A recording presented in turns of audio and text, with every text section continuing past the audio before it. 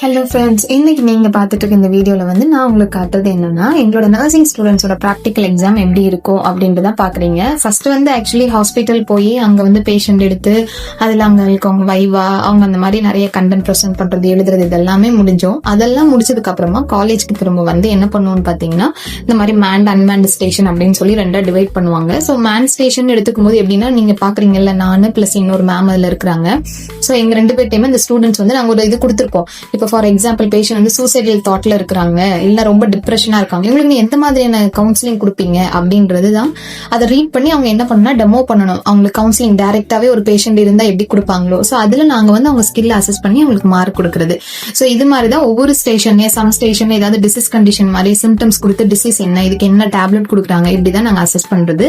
So இதான் எங்களோட practical session இப்படிதான் இருக்கும்.